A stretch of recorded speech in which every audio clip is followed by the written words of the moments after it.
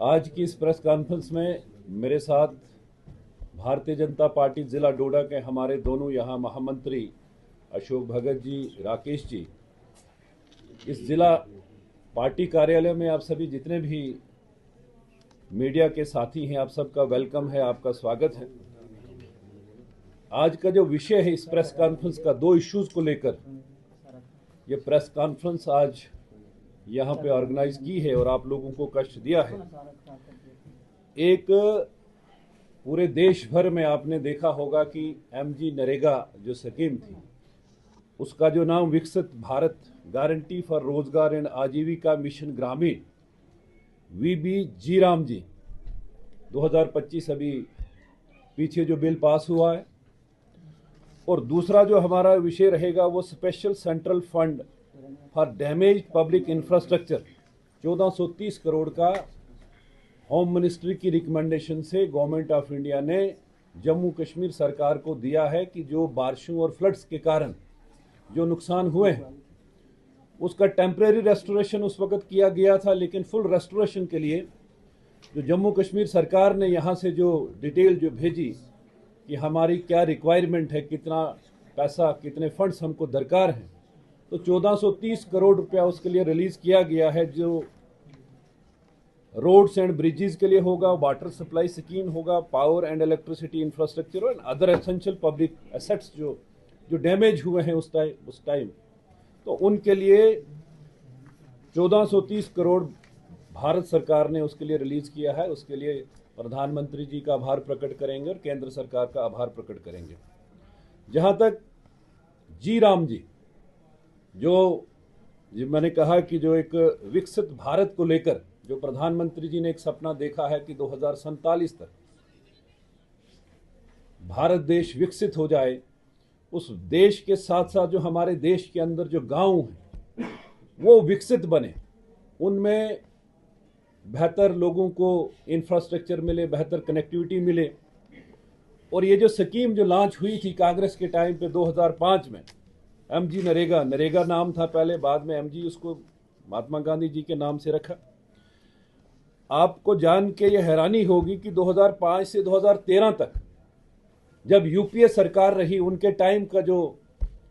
NREGA scheme जो थी उसमें 2.5 लाख करोड़ खर्च किया गया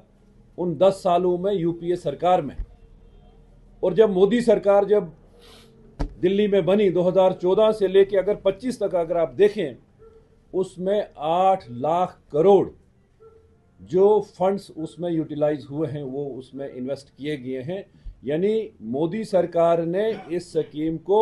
और ज्यादा फंडिंग देके ताकि गांव की बेहतरी हो सके और गांव में इंफ्रास्ट्रक्चर और डेवलप हो।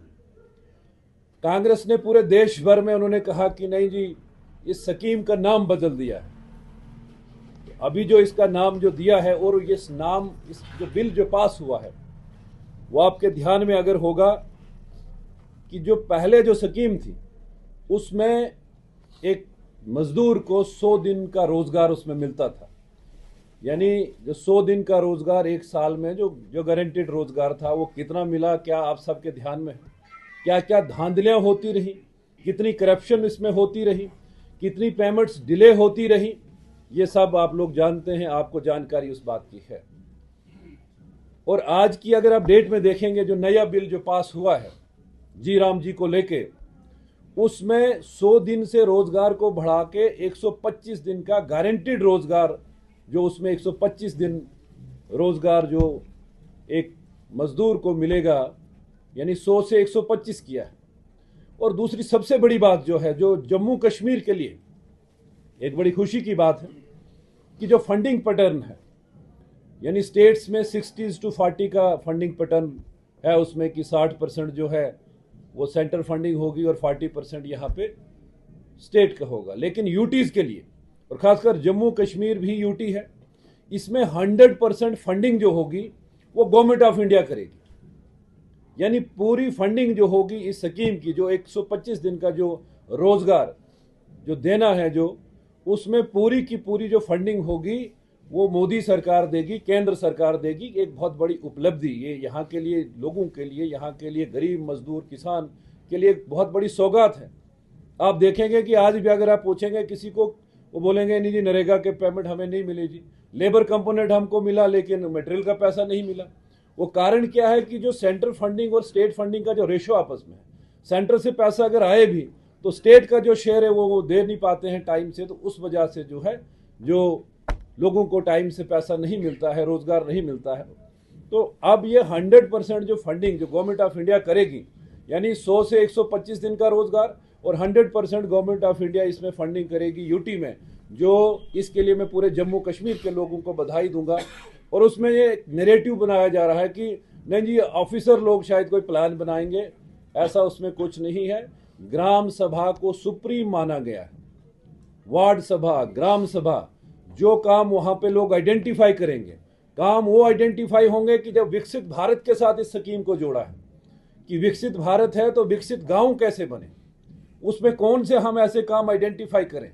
क्या डेफिशिएंसीज हैं उस गांव में, उस पंचायत में। और यहां तक कि पंचायत की ग्रेडिंग भी होगी, पंचायत की ग्रेडिंग ABC करके ग्रेडिंग होगी कि कौन सी पंचायत कितनी डेवलप है, कौन सी पंचायत नहीं है, किस में कमी है, कहाँ ज़्यादा फंडिंग करने की ज़रूरत है। यानी हर पंचायत, हर गांव बेहतर, उनमें लोगों को अच्छी फैसिलिटीज सहूलियात मिलें, उसके लिए स्कीम को लाया गया है। और एक और आपके ध्यान में लाना चाहूँगा कि एग्रीकल्चर का जब सीज़न होता है, जब खेती बाड़ी का जब सीज़न होता है, यहाँ तो उतने ज़्यादा एग्रीकल्चर सेक्टर नहीं है, लेकिन आप जब देखेंगे पंजाब जैसे या बाकी स्टेट्स में जब एग्रीकल्चर का जब सीज़न होता है तो उस वक्त लेबर अवेलेबल नहीं होती है, वो MG नरेगा के कामों में या जो उनमें लगे होते हैं।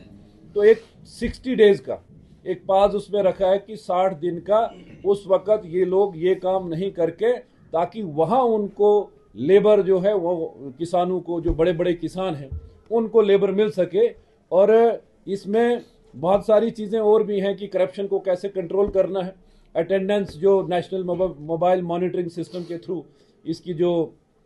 अटेंडेंस लगेगी, वो सारा प्राविधान इस स्कीम में रखा गया है। मैं जम्मू कश्मीर के लोगों को इसके लिए बधाई दूंगा। इसमें जो ट्रांसपेरेंसी और अकाउंटेबिलिटी भी फिक्स की है